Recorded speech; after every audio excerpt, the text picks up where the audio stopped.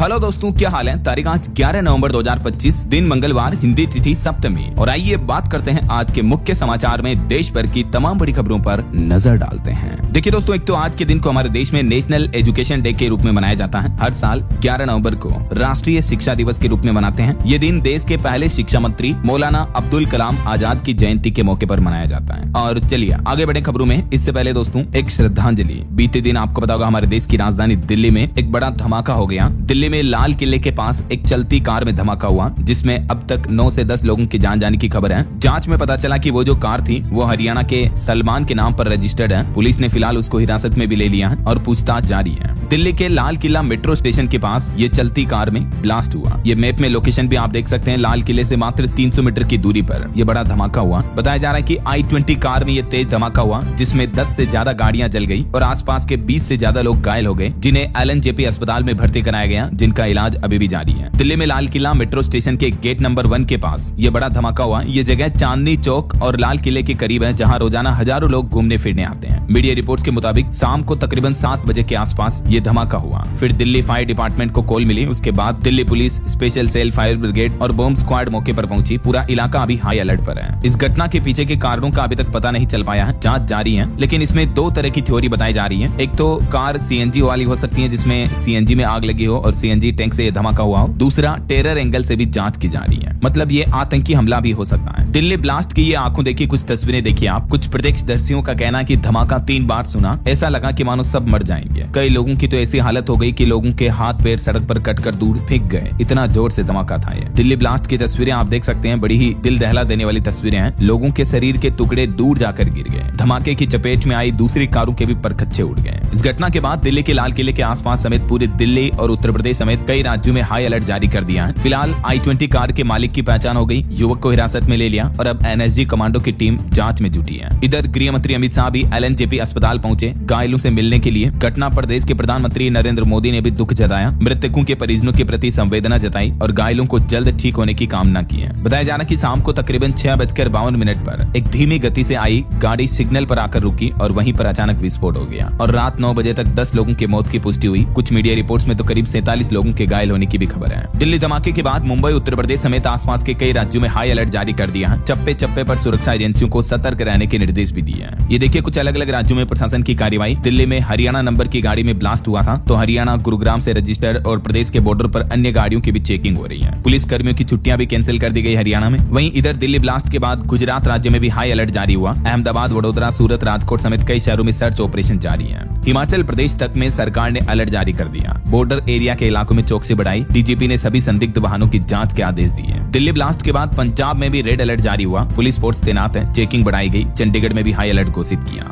इधर देखिए राजस्थान राज्य में भी हाई अलर्ट जारी हुआ। दिल्ली में धमाके के बाद भीड़ वाली जगहों पर देर रात तक चेकिंग चली। राजस्थान अजमेर दरगाह के बाहर भी RAC जवान तैनात किए गए और यहाँ भी पुलिस कर्मी की छुट्टियां निरस्त कर दी गई है। और दिल्ली ब्लास्ट में उत्तर प्रदेश के अमरोहा के भी एक युवक की मौत होने की खबर है। यूपी में भी आगरा, गाजियाबाद और देवरिया के 3 लोग घायल हो गए। पूरे उत्तर प्रदेश में अभी प्रशासन ने हाई अलर्ट जारी कर रखा है। और बिहार में जहां अभी चुनावी माहौल चल रहा है और बिहार के तो आज चुनाव भी होने वाले हैं, तो दिल्ली ब्लास्ट के बाद पूरे बिहार में हाई अलर्ट घोषित किया। नेपाल बॉर्डर सील कर दी गई है। पटना जंक्शन पर पहुंची ATS की टीम। आज बिहार के 20 जिलों की 122 सीटों पर वोटिंग होनी है। और वोटिंग से पहले दिल्ली में ये जो ब्लास्ट होना वाकई में बड़ी चिंता की बात है और प्रशासन के लिए भी सतर्क रहने की बात है, क्योंकि बिहार में आज अंतिम चरण के मतदान होने जा रहे हैं। 122 सीटों पर तकरीबन 3.5 करोड़ से भी ज्यादा मतदाता चुनेंगे अगली सरकार। आज बिहार विधानसभा चुनाव के ये दूसरे चरण की वोटिंग होगी। मतदान को लेकर EVM लेकर रवाना हुए देर रात मतदान कर्मी, और यही वजह है कि बिहार में अभी नेपाल बॉर्डर को भी आज 11 नवंबर तक सील कर दिया है। वहीं देखिए दोस्तों, इधर आतंकी कनेक्शन में उत्तर प्रदेश और हरियाणा से 3 डॉक्टरों को भी अरेस्ट किया। यूपी लखनऊ से एक महिला डॉक्टर भी गिरफ्तार हुई। उसकी कार से AK-47 राइफल भी मिली थी। जम्मू अनंतनाग जिले में भी सिक्योरिटी फोर्सेज ने सर्च ऑपरेशन चलाया। जम्मू कश्मीर पुलिस ने हरियाणा के फरीदाबाद से लखनऊ तक अभियान चलाकर तकरीबन 2900 किलो विस्फोटक जब्त किया है। अभी आपको पता होगा 2-3 दिन से एक डॉक्टर के मामले पर खबरें आ रही थी कि उसके यहाँ विस्फोटक सामग्री भी बरामद हुई। AK-47 गन वगैरह भी मिली थी। तो उसके बाद अभी जम्मू कश्मीर अनंतनाग जिले में सर्च ऑपरेशन भी चलाया जा रहा है। ये वो डॉक्टर आप देख सकते हैं जो ये आतंकी गतिविधियों में पाए गए। दिल्ली में दोस्तों अब तक कब आतंकी हमले हुए, जिसमें 92 लोगों की जाने गई है। 2005 से लेकर 2008 के बीच भी दिल्ली में काफी ब्लास्ट की घटनाएं देखी गई, तब भी 92 लोग मारे गए थे। और एक बार फिर से देश की राजधानी दिल्ली दहल उठी कल शाम की इस घटना से, राइट। तो ये रहे दिल्ली से जुड़े सभी अपडेट्स एक साथ मैंने आपको बता दिए। चलिए फिलहाल आगे बढ़ते हैं खबरों में। देखिए आप अगला अपडेट, फैमिली पेंशन को लेकर सरकार ने नया नियम लागू किया है। अब माता पिता दोनों को देना होगा लाइफ सर्टिफिकेट। जी हाँ दोस्तों, सरकार ने ये स्पष्ट कर दिया है कि जिन माता पिता को अपने सरकारी नौकरी करने वाले संतान की मृत्यु के बाद पेंशन मिलती है, उन्हें भी अब हर साल अपना अपना लाइफ सर्टिफिकेट देना होगा और दोनों को देना होगा। पहले ये नया नियम कार्मिक लोक शिकायत और पेंशन मंत्रालय ने लागू किया है और इस नियम का मकसद ये तय करना है कि पेंशन सही शख्स को सही घर को मिले। जो माता पिता बढ़ी हुई पेंशन 75% वाली इनहेंस रेट ले रहे थे, तो उन्हें अभी तक तो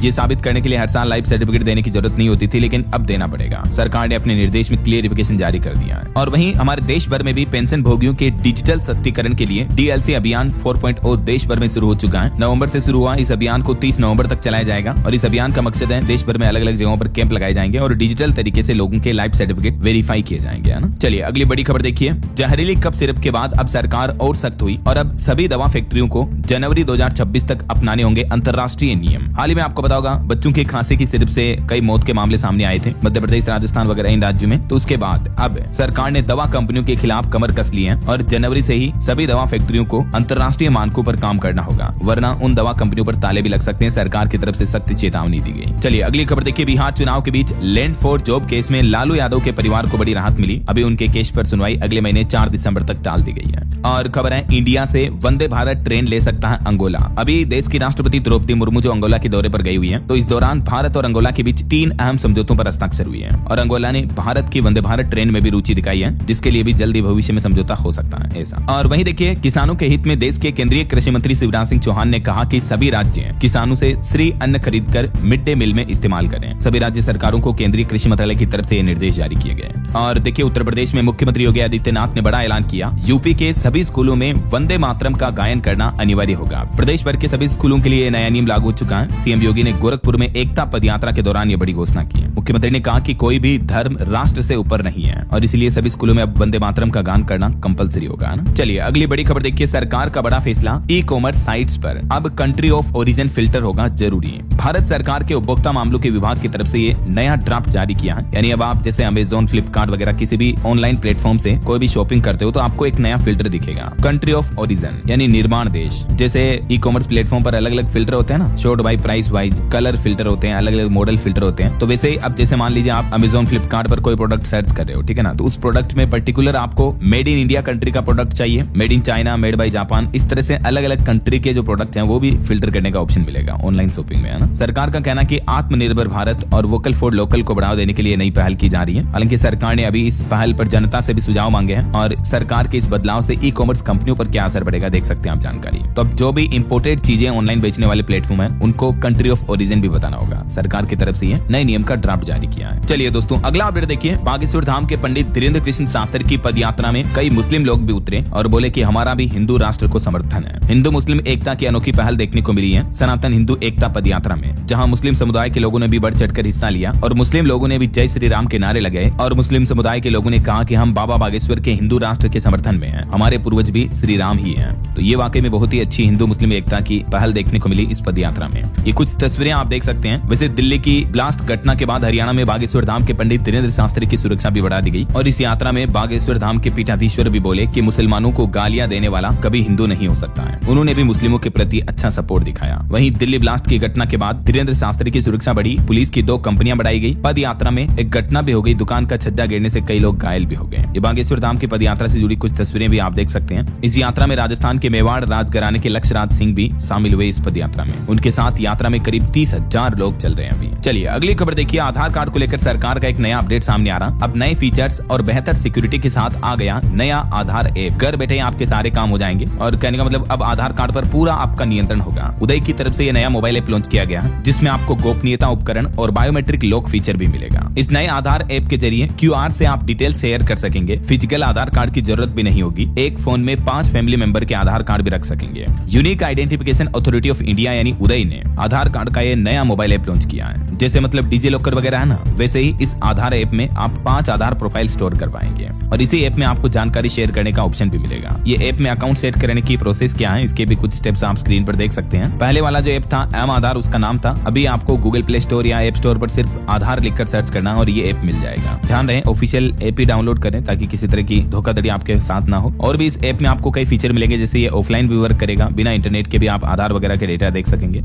इसके अलावा उदय ने आधार कार्ड खोजने का भी एक तरीका आसान कर दिया है। अगर आपका मोबाइल नंबर आधार कार्ड से लिंक है तो अब उदय की वेबसाइट पर मौजूद रीड्राइव यूआईडी या ईआईडी ऑप्शन से आप आसानी से अपना आधार नंबर वापस ढूंढ सकते हैं, अगर आप अपने आधार कार्ड के नंबर भी भूल गए तो। ठीक है, चलिए अगला अपडेट देखिए दोस्तों। सोना चांदी के भाव पर खबर आ रही। सोना 2341 रुपए महंगा हुआ और अभी सोने का भाव 1,22,000 रुपए प्रति 10 ग्राम पहुंच चुका है। इसी साल सोना 46,279 रुपए महंगा हो चुका है, जबकि चांदी में 3368 रुपए की बढ़ोतरी हुई एक ही दिन में और अभी चांदी का भाव एक बार फिर से 1.5 लाख से ऊपर पहुंच गया, 1,52,000 रुपए प्रति किलो। बाकी और भी अलग अलग कैरेट के हिसाब से गोल्ड की प्राइस आप देख ही सकते हैं स्क्रीन पर। चलिए अगला अपडेट देखिए। एक रिपोर्ट सामने आ रही कि भारत अमेरिका व्यापार सहयोग में स्टील इंडस्ट्री को प्राथमिकता देने की जरूरत है, ईईपीसी इंडिया का ये कहना है। वहीं देखिए रियल एस्टेट सेक्टर में भी लग्जरी और अल्ट्रा लग्जरी सेगमेंट ने भारत की रफ्तार बढ़ाई। फाइनेंशियल ईयर 2026 में 19% बढ़ेगी हाउसिंग सेल्स वैल्यू भी। रियल एस्टेट मार्केट को लेकर ये रिपोर्ट सामने आ रही है। और ब्रोकरेज फर्म जेफरीज का कहना है कि भारत का ऊर्जा पर पूंजीगत व्यय अगले 5 साल में दुगना होकर 280 अरब डॉलर को पार कर लेगा। वहीं एक रिपोर्ट सामने आ रही कि भारत के शेयर बाजार में इक्विटी बाजार में डीमेट खातों की संख्या में तगड़ा उछाल देखने को मिला। कुल संख्या बढ़कर 21 करोड़ के पार पहुंच चुकी है, यानी ज्यादा से ज्यादा लोग आजकल स्टॉक मार्केट में जुड़ रहे हैं। सिर्फ बीते महीने अक्टूबर में ही 30 लाख से ज्यादा नए डीमेट खाते खुले हैं। चलिए अगला अपडेट देखिए दोस्तों। दिल्ली में बनेगी देश की सबसे आधुनिक स्पोर्ट्स सिटी। तोड़ा जाएगा जवाहरलाल नेहरू स्टेडियम और इसे तोड़कर 102 एकड़ में एक आधुनिक स्पोर्ट्स सिटी बनाई जाएगी। खेल मंत्रालय कतर और ऑस्ट्रेलिया जैसे देशों के मॉडल का अध्ययन कर विश्व स्तरीय सुविधाओं के साथ इसे विकसित किया जाएगा। ये केंद्र सरकार का नया प्लान है और खेल मंत्रालय के साथ मिलकर इस परियोजना को अंजाम दिया जाएगा। चलिए अगला अपडेट देखिए दोस्तों। अब भारत से लेकर बहरीन तक भी चलेगा UPI. Real time money transfer की सुविधा शुरू हो चुकी है। जी हाँ, यूपीआई फैसिलिटी अब आपको एक और इंटरनेशनल कंट्री में देखने को मिलेगी। भारत और बहरीन के बीच अब यूपीआई के जरिए तुरंत पैसे भेजने पाने की सुविधा शुरू हो गई है। इसके लिए NIPL यानी NPCI इंटरनेशनल पेमेंट्स लिमिटेड और बहरीन की एक फिनटेक कंपनी बेनफिट के साथ साझेदारी हुई है और इससे दोनों देशों के बीच ट्रेड व्यापार भी बढ़ेगा। और वही खबर आ रही है, आज 11 नवंबर से ही नियमित चलेगी बनारस खजुराहो वंदे भारत एक्सप्रेस ट्रेन, जिसको हाल ही में पीएम मोदी ने हरी झंडी दिखाई थी। और इस ट्रेन का टाइम टेबल क्या होगा देख सकते हैं आप जानकारी। और बड़ी खबर देखिए, चंडीगढ़ PU में स्टूडेंट्स ने प्रदर्शन किया, गेट तोड़कर यूनिवर्सिटी में घुसे, पुलिस ने लाठी चार्ज भी किया, किसानों ने बैरिकेड तोड़ा, कैंपस में पक्का मोर्चा भी लगाया। चंडीगढ़ स्थित पंजाब यूनिवर्सिटी के सीनेट इलेक्शन की तारीख अनाउंस करने की मांग को लेकर ये बीते दिन बड़ा बवाल देखने को मिला। किसानों ने स्टूडेंट्स के साथ मिलकर मोहाली चंडीगढ़ बॉर्डर आने जाने वाली सारी सड़कें जाम कर दी और इस वजह से बच्चों को स्कूल लाने ले जाने वाले पेरेंट्स भी फंस गए। और पंजाब यूनिवर्सिटी में छात्रों ने हंगामा करते हुए चंडीगढ़ पुलिस गो बैक के नारे भी लगाए, पेरेंट्स भी पहुंचे और तकरीबन 2000 पुलिस कर्मियों ने संभाला मोर्चा। ये तस्वीरें आप देख सकते हैं। वहीं खबर देखिए, हरियाणा के मुख्यमंत्री नायब सिंह सैनी ने प्रधानमंत्री नरेंद्र मोदी से दिल्ली में तकरीबन 1 घंटा तक मीटिंग की। केंद्रीय फीडबैक के बाद कई मुद्दों पर चर्चा हुई। सैनी बोले कि 25 तारीख को कुरुक्षेत्र भी आएंगे पीएम मोदी। और देखिए दोस्तों, देश के प्रसिद्ध तिरुमाला मंदिर लड्डू विवाद पर खबर आ रही कि उत्तराखंड की एक कंपनी ने 68 लाख किलो मिलावटी घी और मक्खन सप्लाई किया था इस मंदिर को प्रसाद के रूप में और इससे 250 करोड़ कमाए थे। बताया जा रहा है कि कंपनी को ब्लैकलिस्ट करने के बाद भी भोले बाबा डेयरी ने नकली घी सप्लाई जारी रखा। तो तिरुपति देवस्थानम नकली घी केस मामले को लेकर अब उत्तराखंड की फैक्ट्री ने जो यह घटिया काम किया उस पर सरकार ने कार्रवाई करना भी शुरू कर दिया है और ये गंभीर आरोप लगे हैं इस बड़ी डेयरी कंपनी पर। CBI जांच टीम ने भी खुलासा किया है। चलिए अगला अपडेट आ रहा, असम सरकार इसी महीने 25 नवंबर को राज्य में बहु विवाह पर प्रतिबंध लगाने वाला बिल भी पेश करेगी विधानसभा में। असम के मुख्यमंत्री हेमंत बिश्व सरकार की तरफ से ये बड़ा फैसला लिया गया है। और वहीं दोस्तों बॉलीवुड से खबर आ रही है, अभी एक्टर धर्मेंद्र की हालत काफी नाजुक है, उन्हें वेंटिलेटर पर रखा गया है। बॉलीवुड एक्टर सलमान खान भी अस्पताल में उनसे मिलने पहुंचे। सनी देओल की टीम भी बोले कि घबराने की कोई बात नहीं है। 89 साल के धर्मेंद्र की तबीयत अभी काफी नाजुक है, उन्हें सांस लेने में भी दिक्कत हो रही है। एक्टर की टीम ने खुद ये हेल्थ अपडेट दिया। और दोस्तों इनकी इस खराब सेहत के मामले के बीच एक सोशल मीडिया पोस्ट देखने को मिली मुझे। देखिए इस पोस्ट में लिखा है, इनके 2 पत्नी है, 6 बच्चे हैं, 13 नाती पोते और 3 दामाद हैं। धर्मेंद्र का परिवार इतना बड़ा है फिर भी ये अपने फार्म हाउस में अकेले कुछ नौकरों के साथ रहते हैं। क्या अमीर क्या गरीब, सबकी यही कहानी है। सब जीवन के अंतिम पड़ाव में अकेले रह जाते हैं, बच्चे बड़े हो जाते हैं, शादी कर लेते हैं, कैरियर सेट हो जाता है और अपने जीवन में कमाने में व्यस्त हो जाते हैं। ये कैसी विडंबना।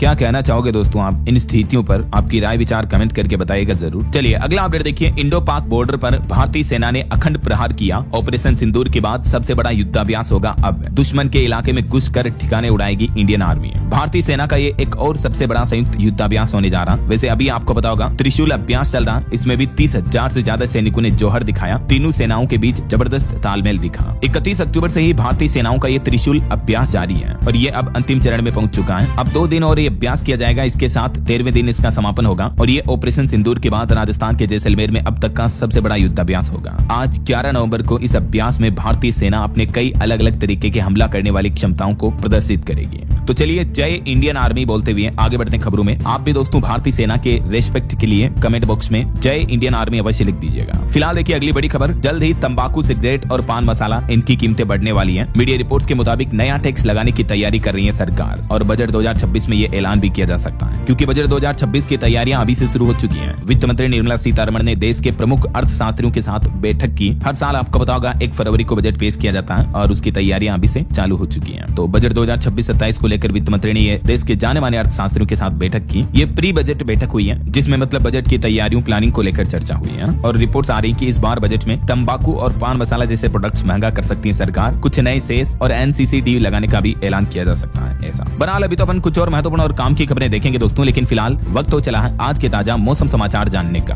और हाँ, एक छोटी सी रिक्वेस्ट आपसे ये है कि अगर आप BLS न्यूज चैनल से अभी तक भी जुड़े नहीं हो तो जुड़ जाइए, चैनल को सब्सक्राइब करके बेल आइकन जरूर दबा दीजिएगा और इस वीडियो पर एक लाइक और शेयर भी कर देना, ताकि आपको रोजाना की ताजा खबरें, महत्वपूर्ण मुख्य समाचार, काम के न्यूज अपडेट सबसे पहले आपके मोबाइल पर मिलते रहेंगे। चलिए मौसम समाचार पर बात करते हैं। तो देखिए, एक तो मौसम विभाग का कहना कि मध्य और उत्तरी भारत में तो शीतलहर का प्रकोप जारी है, लेकिन दक्षिण भारत के कुछ राज्यों में भारी बारिश की संभावना भी है। वैसे अभी तो दक्षिण भारत में पूर्वोत्तर मानसून कमजोर पड़ रहा, तो इस वजह से तमिलनाडु, आंध्र प्रदेश वगैरह में बारिश घटेगी और देश के मध्य भारत के राज्यों में तो शीतलहर कोल्ड वेव चल रही है। मध्य प्रदेश, छत्तीसगढ़, झारखंड में भी 3 दिन कोल्ड वेव का अलर्ट है। हिमाचल प्रदेश में तो कई जगहों पर पारा माइनस में चल रहा। गुजरात के भी 6 शहरों में तापमान 16 डिग्री से नीचे पहुंचा। कुछ अलग अलग राज्यों के मौसम की स्थितियां देखिए आप। मध्य प्रदेश में शीतलहर दिख रही है, भोपाल, इंदौर, उज्जैन भी ठिठुरे। राजगढ़ सबसे ठंडा इलाका चल रहा, पारा 8 डिग्री से भी नीचे पहुंचा। इधर राजस्थान में भी चली शीतलहर। अगले 1 सप्ताह सर्दी स्थिर रहेगी, तापमान में कोई बड़ा उतार चढ़ाव भी नहीं होगा। दिन में तेज धूप दिखेगी, सुबह शाम सर्द हवाएं भी चलेगी। वहीं उत्तर छत्तीसगढ़ में भी शीतलहर का असर दिख रहा। अंबिकापुर में न्यूनतम तापमान 8 डिग्री सेल्सियस तक पहुंचा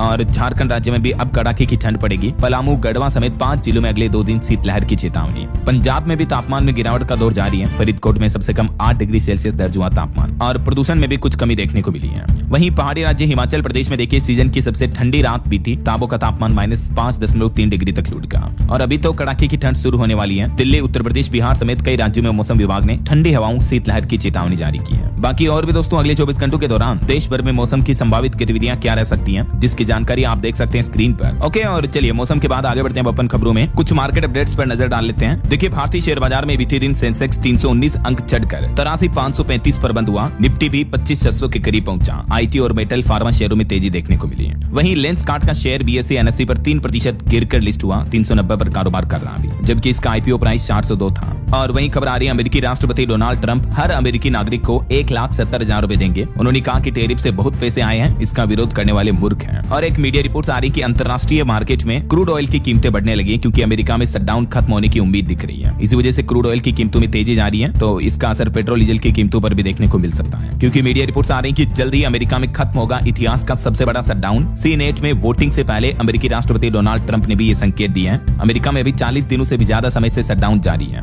और इस शटडाउन का असर दिख रहा है कि अमेरिका में रोजाना 2000 से भी ज्यादा उड़ानें रद्द हो रही है। ट्रेवल क्राइसिस की भी चेतावनी जारी हुई अमेरिका में। हालात ये चल रहे हैं कि सरकारी कर्मचारियों को तनख्वाह देने तक पैसे नहीं है। तो बताया जा रहा है कि क्या विरोधी पार्टियों के सामने झुक गए ट्रंप। ओबामा केयर पर वोटिंग कराने पर राजी हुए। संसद में बिल पास हुआ। 40 दिन से जारी शटडाउन खत्म होने की उम्मीद अब दिखने लगी है। इस बीच खबर है, अमेरिकी राष्ट्रपति डोनाल्ड ट्रंप से मिलेंगे सीरियाई राष्ट्रपति अल सरा। एक वक्त था जब इन्हीं अल सरा को US ने खुद आतंकी घोषित किया था। इनके ऊपर 84 करोड़ का इनाम रखा था और अब देखिए अमेरिका खुद इनका व्हाइट हाउस में स्वागत करने जा रहा है। वक्त का फेर देखिए जरा आप। वहीं खबर आ रही दोस्तों, ऑस्ट्रेलिया में भी 16 साल से कम उम्र के बच्चों के लिए सोशल मीडिया बैन हो चुका है। अगले महीने 10 दिसंबर से फेसबुक, इंस्टाग्राम अकाउंट नहीं बना पाएंगे 16 साल से कम उम्र के बच्चे हैं। फेसबुक, इंस्टाग्राम, ट्विटर, इस तरह की सोशल कंपनियों पर, और फिर भी अगर कंपनियों ने ऐसा किया तो 400 करोड़ रुपए तक का जुर्माना लगाया जाएगा। वैसे ऑस्ट्रेलिया के बाद डेनमार्क ने भी बैन कर दिया, मैंने आपको कल ही अपडेट बताया था। और वहीं देखिए, अमेरिकी प्रतिबंधों के बीच 2 सरकारी तेल कंपनियों ने अमेरिका और अबू धाबी से कच्चा तेल खरीदा है। 50 लाख बैरल क्रूड ऑयल खरीदा है। क्योंकि प्रतिबंध लग रहा है तो रूस से अब दूरी बना रही कंपनियां और हिंदुस्तान पेट्रोलियम ने यह बड़ा सौदा किया है। और भी ये दोनों सरकारी कंपनियों ने भी रूसी तेल खरीद से दूरी बना ली है।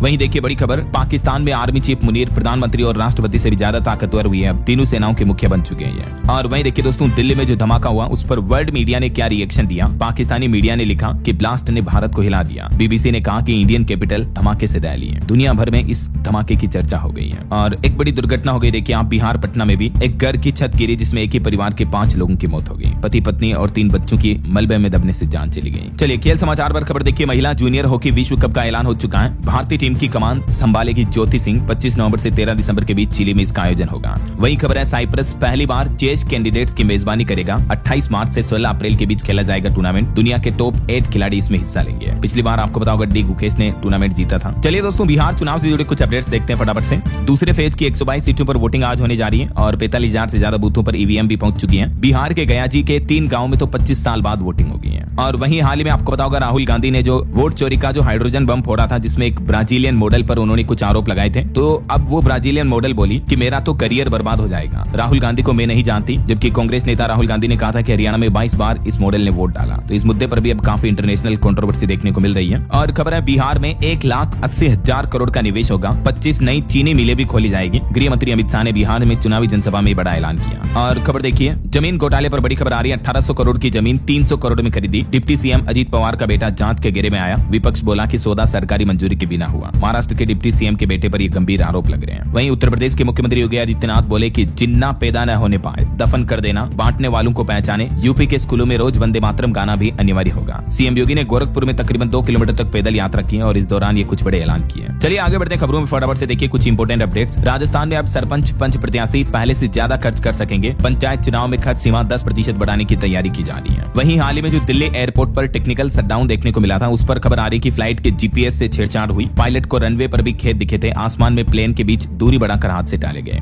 और दिल्ली में प्रदूषण पर भी एक बड़ी खबर देखिए, क्योंकि सांस भी कभी चलती थी। दिल्ली एयर पोल्यूशन के खिलाफ जेएनजी युवाओं ने प्रदर्शन किया। युवाओं ने कई फनी मीम्स से विरोध भी किया दिल्ली में बढ़ते प्रदूषण का। तो अभी एक दिन पहले आपको पता होगा, दिल्ली में कई प्रदूषण के खिलाफ विरोध प्रदर्शन कर रहे युवाओं को दिल्ली पुलिस ने हिरासत में लिया। राहुल गांधी ने कहा कि अपराधियों जैसा व्यवहार कर रही है दिल्ली पुलिस, है ना। चलिए अगली खबर देखिए, उत्तर प्रदेश में इलेक्ट्रिक व्हीकल अब टैक्स फ्री होंगे और सब्सिडी भी मिलेगी। 10 लाख की कार खरीदोगे तो 90,000 का फायदा होगा और हर साल की 30,000 तक की बचत टैक्स वगैरह में भी होगी। और अभी उत्तर प्रदेश के किन किन बड़े शहरों में कितने चार्जिंग स्टेशन लगे हुए हैं, इसके भी डेटा आप देख सकते हैं। दिल्ली सरकार की तरफ से इलेक्ट्रिक व्हीकल पर सब्सिडी देने की ये बड़ी घोषणा की और ये राहत 13 अक्टूबर 2027 तक जारी रहेगी, है ना। और एक रिपोर्ट सामने आ रही, गोल्डमैन सैक्स ने भारत की रेटिंग बढ़ाई। निफ्टी के 2026 तक 29,000 लेवल तक पहुंचने का अनुमान है। वहीं देखिए, एनजीटी ने एस्बेस्टस सीमेंट सीट को सबसे सुरक्षित माना। कहा कि स्वास्थ्य पर कोई खतरा नहीं है। रिपोर्ट के बाद बेन से भी इनकार किया। और खबर आ रही, उत्तर प्रदेश लखनऊ के शाहरा शहर को विधानसभा बनाए जाने की तैयारी की जा रही है। एलडीए ने शासन को रिपोर्ट भी भेजी। लखनऊ के गोमती नगर में जो ये सहारा भवन है, शाहरा सिटी है, इसको विधानसभा बनाने का प्लानिंग की जा रही है। और वही खबर है, बिहार चुनाव के बाद अब यूपी में सोशल इंजीनियरिंग करेंगे राहुल गांधी। पिछड़े और दलित वर्ग में चलाया जाएगा अभियान। 12 नवंबर को कल बैठक में ये मसौदा तय होगा।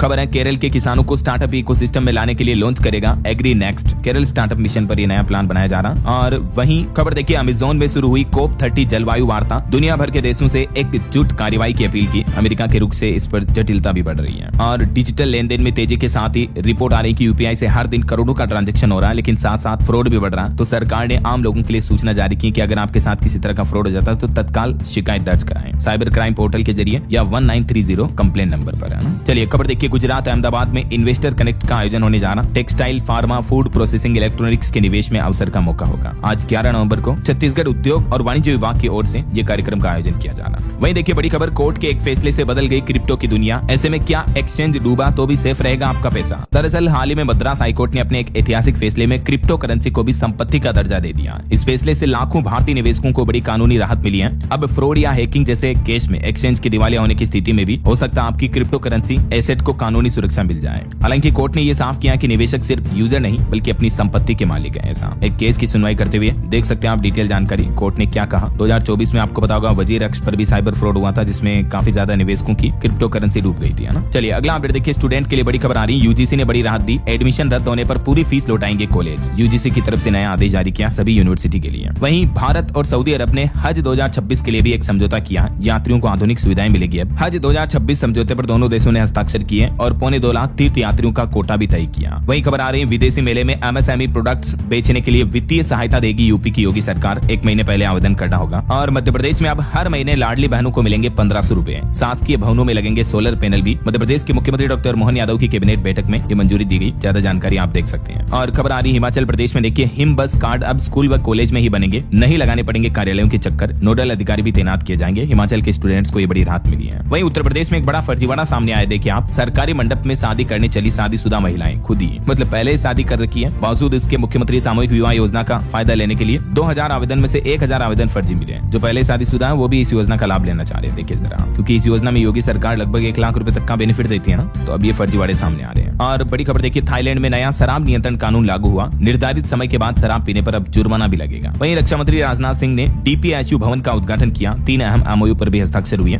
और खबर है, पीएनबी घोटाले के मुख्य आरोपी मेहुल चोकसी की 13 संपत्तियां नीलाम होगी। कोर्ट ने अनुमति दी, 46 करोड़ की संपत्ति की बिक्री होगी। और देखिए दोस्तों, यूपी में 60 हेक्टेयर जमीन पर 579 करोड़ से हो रहा एयरपोर्ट का विस्तार। उत्तर प्रदेश आगरा में ये एयरपोर्ट का डेवलपमेंट देखने को मिलेगा। और यूपी में रबी फसलों के बीज और खाद के लिए भी 50% सब्सिडी मिलेगी। इसके लिए हेल्पलाइन नंबर भी जारी किया योगी सरकार ने। इस नंबर पर आप सहायता ले सकते हैं। वहीं यूपी के राजकीय पॉलिटेक्निक संस्थान बनेंगे एक्सीलेंस सेंटर। कानपुर समेत बुंदेलखंड के 9 संस्थान इसमें शामिल हैं। और देखिए, उत्तर प्रदेश में युवाओं को साइबर ठग से बचाने के लिए भी जागरूकता अभियान चलाया जाएगा। यूपी की योगी सरकार ने नया प्लान बनाया। चलिए कुछ और अपडेट देखते हैं फटाफट से। टेक न्यूज से खबर आ रही है, पेटीएम मोबाइल ऐप का नया वर्जन लॉन्च हुआ। यूजर्स को अब पेटीएम ऐप में एआई फीचर्स के साथ नया इंटरफेस मिलेगा। और वहीं देखिए दोस्तों, जेके टायर ने लॉन्च किया एडवांस सेंसर वाला smart tyre. Air pressure, temperature और लीकेज की जानकारी देगा ये। और सरकार ने आंकड़े जारी करते हुए बताया कि स्वच्छता अभियान से केंद्र सरकार को 4085 करोड़ रुपए की कमाई हुई। 231 वर्ग फुट जमीन भी खाली कराई गई। वहीं खबर है, देश भर से 50 लाख से भी ज्यादा युवाओं ने भारत युवा नेता संवाद VBYLD 2026 क्विज में भाग लिया। और गृह मंत्री अमित शाह ने बड़ी घोषणा की, सरकार अगले 5 सालों में 2 लाख से भी ज्यादा आबादी वाले प्रत्येक शहर में शहरी सहकारी बैंक स्थापित करेगी। और केंद्रीय मंत्री डॉक्टर जितेंद्र सिंह का भी कहना है कि भारत आने वाले वर्षों में भारत की जैव अर्थव्यवस्था जो है 300 अरब अमेरिकी डॉलर तक पहुंचने की संभावना है। नेस्कॉम का कहना है कि भारत में 1760 से भी ज्यादा GCC अब वैश्विक उद्यम परिवर्तन करके नेतृत्व कर रहे हैं। वहीं दोस्तों, बेरोजगारी पर भी एक रिपोर्ट सामने आ रही है कि जुलाई सितंबर 2025 तिमाही में बेरोजगारी दर घटकर 5.2% रह जाएगी। NSO की तरफ से ये अनुमान लगाया गया है। और देश के रक्षा मंत्री राजनाथ सिंह का कहना है कि देश भर में साल 2024-25 में लगभग 1.5 लाख करोड़ रुपए से भी ज्यादा का रक्षा निर्माण किया गया। और वहीं खबर देखिए दोस्तों, देश की राजधानी दिल्ली में धमाके के बाद देश भर में हाई अलर्ट जारी हुआ। ब्लास्ट को लेकर गृह मंत्रालय की आज भी बड़ी बैठक होनी है। दिल्ली के लाल किले के पास धमाके के बाद दिल्ली में RSS मुख्यालय, NSA अजीत डोभाल और हिंदू एकता यात्रा की सुरक्षा भी बढ़ाई गई। वहीं एक दुखद खबर है, दिल्ली विस्फोट में हसनपुर के DTC परिचालक अशोक कुमार की भी मौत हो गई। उनके परिवार में मातम का माहौल है। और एक बड़ा खुलासा तो ये सामने आ रहा दोस्तों कि 2900 किलो विस्फोटक के जरिए दिल्ली ही नहीं बल्कि जम्मू कश्मीर समेत देश के कई हिस्सों को दहलाने का षड्यंत्र था। एक बड़ा खुलासा सामने आ रहा। रक्षा विशेषज्ञों का कहना कि इन बड़े आतंकी संगठनों की ये बड़ी साजिश थी। और आतंकी कनेक्शन पर एक बड़ी शर्मनाक खबर तो ये देखिए आप, 5 लाख सैलरी होने के बावजूद भी आतंकियों की कठपुतली बन गया डॉक्टर आदिल, जो कि आतंकियों के कहे अनुसार काम कर रहा था। जरा देखिए, इतने पैसों से भी इनकी भूख नहीं भागती है। तो अभी जांच चल रही है, आगे अपडेट क्या खुलासे सामने आते बताता रहूंगा। फिलहाल देखिए अगली खबर, हिमाचल प्रदेश में पेन्यूरी पेंशन अब 8000 महीना मिलेगी। पूर्व सैनिकों की बेटियों की शादी के लिए भी 1 लाख रुपए मिलेंगे। हिमाचल सरकार की तरफ से बड़ी घोषणा की गई है। वहीं खबर आ रही है, पश्चिम बंगाल स्कूल भर्ती घोटाला मामले के पूर्व शिक्षा मंत्री पार्थ चटर्जी की रिहाई का रास्ता साफ हुआ। 3 साल बाद अब उन्हें जमानत मिलने जा रही है। और भारतीय सेना का नया प्लान देखिए दोस्तों, BSF जवानों में अब सीमा पार से आने वाले ड्रोन को मार गिराएंगी महिलाओं का दुर्गा ड्रोन स्क्वाड्रन दस्ता भी। सीमा सुरक्षा में नई मिसाल देखने को मिलेगी। और सुप्रीम कोर्ट का कहना कि आजकल न्यायालयों के मन मुताबिक फैसला न आने पर जजों के खिलाफ अपमानजनक आरोपों का चलन बढ़ रहा है। सुप्रीम कोर्ट के CJI गवाही ने इस पर चिंता भी जताई। वहीं सुप्रीम कोर्ट का कहना कि रिटायर्ड हाई कोर्ट जजों की निगरानी में होंगे बार काउंसिल के चुनाव। सुप्रीम कोर्ट ने इसको लेकर भी अहम बात कही। और वहीं केंद्र सरकार का प्लान है, देश के बड़े हवाई अड्डों पर पुराने सिस्टम को बदलने की मांग की जा रही है। सरकार से बोले AI के इंजीनियर्स, दिल्ली खतरे की घंटी थी। खबर है, कृषि मंत्रालय में खुलेगा मिलेट कैफे। उड़ीसा का श्री अन्न मॉडल पूरे देश में लागू होगा। सरकार ने बड़ी घोषणा की। वहीं देखिए, केरल राज्य में 2 चरणों में होगा स्थानीय निकाय चुनाव। 9 और 11 दिसंबर की तारीख तय हुई है। और लोकसभा के शीतकालीन सत्र पर भी खबर आ रही। सवाल जवाब के लिए मंत्रालयों को 5 समूह में बांटा गया। ऑनलाइन पोर्टल से भी भेजे जाएंगे सवाल। वहीं गर्भवती महिलाओं के लिए एक नई पहल देखिए, गर्भवतियों में रोकेंगे थायराइड विकार, कम होगा जोखिम। ICMR के वैज्ञानिक मिलकर इस पर अध्ययन करेंगे। और एक बड़ी चिंताजनक रिपोर्ट सामने आ रही दोस्तों की जल शोधन संयंत्र अनुमान से 2.5 गुना ज्यादा उत्सर्जित कर रहे हैं ग्रीन हाउस गैस। शोध में ये बड़ा खुलासा हुआ है। वहीं मध्य प्रदेश के मुख्यमंत्री की कैबिनेट बैठक में एक और फैसला लिया गया। CM ने ओंकारेश्वर परियोजना की बड़ी लागत को मंजूरी दी। लाडली बहनों को भी अब मिलेंगे 1500 रुपए। और खबर है, 14 नवंबर को होगा नशा मुक्त युवा विकसित भारत फिट राजस्थान कार्यक्रम का आयोजन। राजस्थान सरकार का ये प्लान है। कुछ और स्टेट न्यूज अपडेट देखते हैं फटाफट से देखिए आप। राजस्थान में निकाय पंचायत चुनाव में शैक्षणिक योग्यता अनिवार्य करने पर भी राजस्थान सरकार असमंजस में है और इस पर विचार विमर्श किया जा रहा है। और वहीं राजस्थान में वंदे भारत स्लीपर ट्रेन का खाली रेक ट्रायल भी सफल रहा। वहीं आज से रीवा दिल्ली के बीच भी हवाई सेवा शुरू होगी। मध्य प्रदेश के मुख्यमंत्री ने घोषणा की। और एक बड़ी भावुक कर देने वाली दर्दनाक खबर देखिए दोस्तों, मध्य प्रदेश के विदिशा का ये मामला है। कचरे से खाना खोजती एक बच्चे का वीडियो वायरल हो रहा है। पीसीसी चीफ जीतू पटवारी बोले कि ये अराजकता पर गवाही है, पूरा मध्य प्रदेश हैरान है। ये विदिशा का वीडियो आज वाकई में पूरे भारत के लिए शर्मनाक है कि आज भी हमारे देश में ऐसी बच्चियां जो खाने के लिए भी तरस रही है। दिल रोने लगता है दोस्तों जब ऐसी खबरें देखता हूँ। तो सच में आप और हम तो कितने बड़े खुशनसीब हैं कि अच्छी जगहों पर रहते हैं, अच्छा खाना तो खाते हैं कम से कम रोजाना, फिर भी हमारी जिंदगी से शिकायत होती है। और खबर देखिए दोस्तों, कांग्रेस बोली फ्री में व्यापारियों का ट्रेड लाइसेंस बनाए सरकार। छत्तीसगढ़ सरकार से ये मांग की। वहीं देखिए हरियाणा की डीजीपी का कहना कि शराब पीने वाले जाएंगे जेल, ड्राइवर के शराब खरीदने पर रहेगी निगरानी। उत्तराखंड राज्य में भी हाई अलर्ट जारी हुआ दिल्ली विस्फोट के बाद। और इधर उत्तराखंड में 22,000 संविदा कर्मी हड़ताल पर उतर आए हैं। उत्तराखंड के सभी जिले प्रभावित हैं, स्वास्थ्य सेवाओं पर भी सीधा असर दिख रहा है। और इंटरनेशनल न्यूज पर खबर आ रही है, बांग्लादेश में पीएम यूनुस के ग्रामीण बैंक ऑफिस के बाहर भी बम विस्फोट हुआ। राजधानी ढाका में कई जगह पर धमाके हुए हैं। और एक बड़ा खुलासा सामने आ रहा है कि हाफिज सईद बांग्लादेश से भारत पर हमले की तैयारी में है। लश्कर कमांडर ने बताया लड़ाकों को ट्रेनिंग दे रही है। ऑपरेशन सिंदूर का बदला लेने का प्लान किया जा रहा है। चलिए कुछ एजुकेशनल अपडेट्स देख लेते हैं फटाफट से। उत्तर प्रदेश में युवाओं के लिए रोजगार का अवसर है। सरकार ने शुरू की सबसे बड़ी होमगार्ड भर्ती। 45,000 होमगार्ड की भर्ती का जल्दी ऑनलाइन एप्लीकेशन फॉर्म शुरू होंगे। वहीं उत्तराखंड में प्राइमरी टीचर के 1649 पदों पर भर्ती का नोटिफिकेशन जारी हो चुका है। लास्ट डेट रहेगी 30 नवंबर 2025। और AFCAT फर्स्ट 2026 का भी नोटिफिकेशन जारी हुआ। रजिस्ट्रेशन शुरू होने की तारीख भी बदली है। ज्यादा जानकारी आप ऑफिशियल पोर्टल पर चेक कर लीजिएगा। और वहीं देखिए दिल्ली धमाके के बाद पाकिस्तानी वायुसेना भी अलर्ट हुई। फाइटर जेट राजस्थान बॉर्डर पर गश्त कर रहे हैं। ब्रिटेन ने भी एडवाइजरी जारी की है कि लोग भारत पाकिस्तान बॉर्डर से 10 किलोमीटर दूर रहें। देखिए दुनिया भर में भारत की कितनी किरकिरी हो रही है इस घटना से। ओके, और अंत में आज के राशिफल पर नजर डालते हैं। देखिए आप कन्या राशि वालों के स्थान परिवर्तन के योग बनेंगे आज, और मीन राशि वालों की भी इनकम के सोर्स बढ़ेंगे। और भी कुछ अलग अलग राशियों का राशिफल आप देख सकते हैं स्क्रीन पर। और हाँ दोस्तों, आप मुझे कमेंट करके बताइए कि अभी जो भारत की तीनों सेनाओं का एक साथ युद्धाभ्यास चल रहा है, इस युद्धाभ्यास ऑपरेशन का नाम क्या है? कमेंट करके बताइए। सही जवाब देने वाले लोगों को रेंडमली सेलेक्ट होने पर DLS न्यूज टीम की तरफ से एक शानदार सरप्राइज गिफ्ट जीतने का मौका मिलेगा। और इसी के साथ ही अगर आपको वीडियो अच्छा लगा तो इसे लाइक करना, शेयर भी करना। DLS न्यूज चैनल को सब्सक्राइब करके बेल आइकन जरूर दबा देना रोजाना ऐसी इन्फॉर्मेटिव जानकारियां, महत्वपूर्ण समाचार देखते रहने के लिए। ओके, ख्याल रखिएगा अपने आप का, अपने परिवार का। मिलेंगे अगले नेक्स्ट अपडेट में, तब तक के लिए जय हिंद, जय भारत, वंदे मातरम।